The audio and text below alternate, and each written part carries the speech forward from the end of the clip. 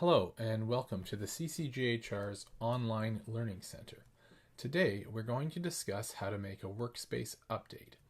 A workspace update is made using the post option within WordPress and is published as a blog post. While your workspace may include other posts such as event summaries, research stories, or other global health research dialogue, a workspace update is unique as it is meant to provide your network members with a concise summary of information. This information will vary, but the goal is to ensure users learn about relevant updates while also having the opportunity to access more detailed information on your workspace or elsewhere. This information could include new event summaries, updates on team documents, details on new resources, or even links to external resources. The ability to compile all of this information into short updates is incredibly important, and though it may take some time to master, your network members will appreciate being able to quickly catch up on news in one concise update. Now let's begin. Assuming that you're logged in to your WordPress site, we'll start on the dashboard page, as seen here. Now, when you're making a new update, the first thing you have to do is to make a new post. So you could either go to the top of the screen, hover over New, and go down to Post, or you can go to the side of the screen on the left side, go down to Posts, and go to Add New.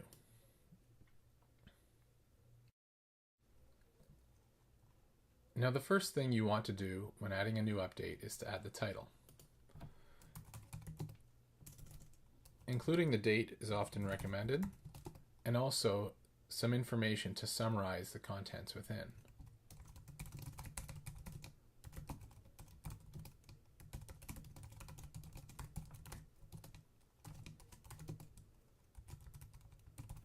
Once this is done, you can get to the body of the update.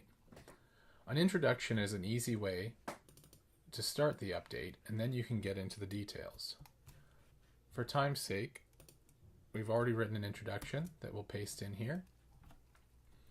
Once the introduction is done, you can start with headings for each of your updates. Again, to save time, we've got some of these headings developed already, and you can add the body in afterwards.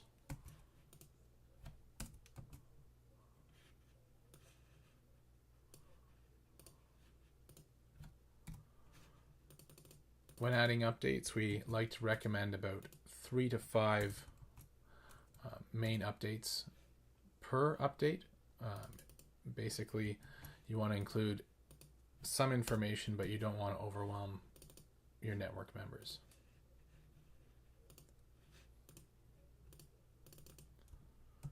So we're adding in 3 separate updates today.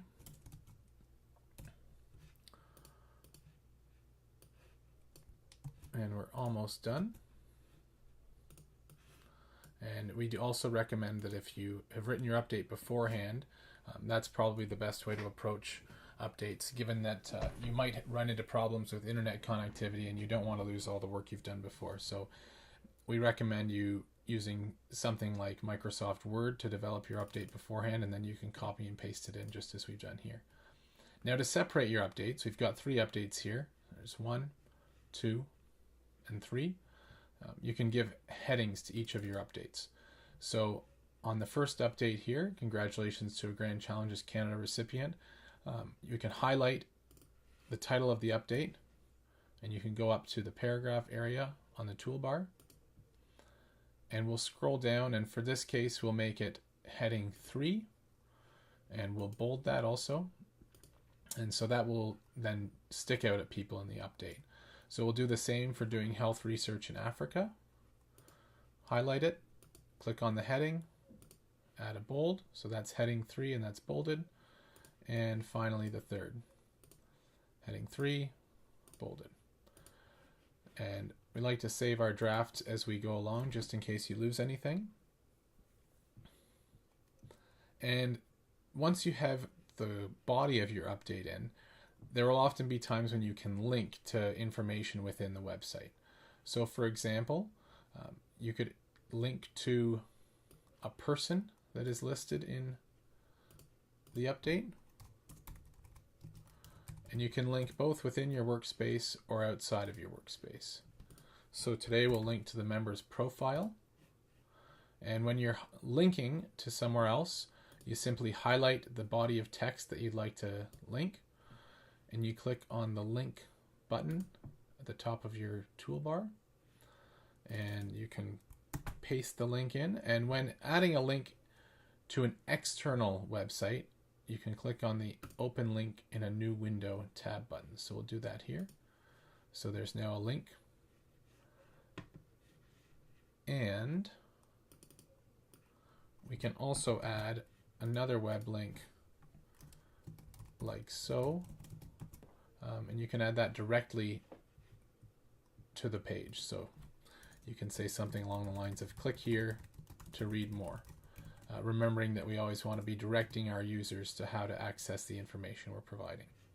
Our second update, doing health research in Africa, we've actually created a page within our website already that we'll be able to link to. So at the end of the update, you can say something such as click here to read more about this event. And you can highlight that, and sometimes it's nice to bold it so it jumps out. And then you can go to link as well. And then you can click on the page you've already created. So that's at the bottom here.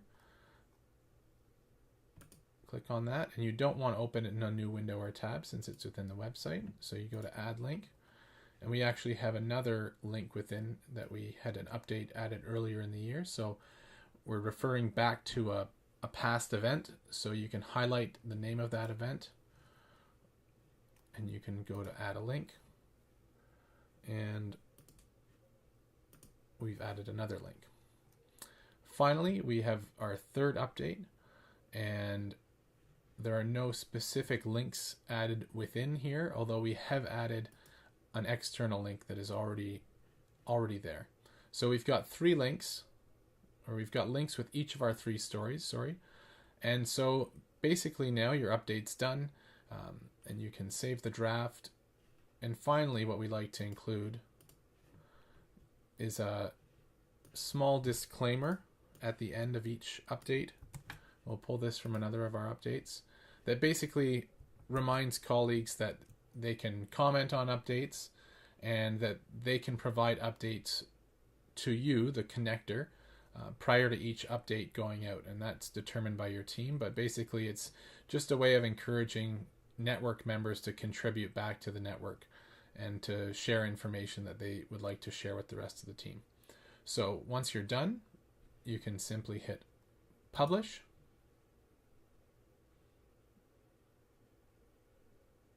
And it may take a few seconds. So now our update is published. So we'll go to view post to see how it turned out. And now you can see we've got a nice update. It has the title at the top, and there are social links above it so that you can like or tweet this link if people find it relevant to share. And then we have our headings of each of our updates. It's in a concise body of space, so someone checking this update via their email or while traveling can take a look really quickly. They can get a quick idea of the various updates that have come through, and if they'd like to learn more, they can click through to the relevant page where more details are provided. So that's a quick summary of how to create an update for your workspace. We thank you for joining us today in the CCJHR's Online Learning Center, and we hope you'll come back again soon.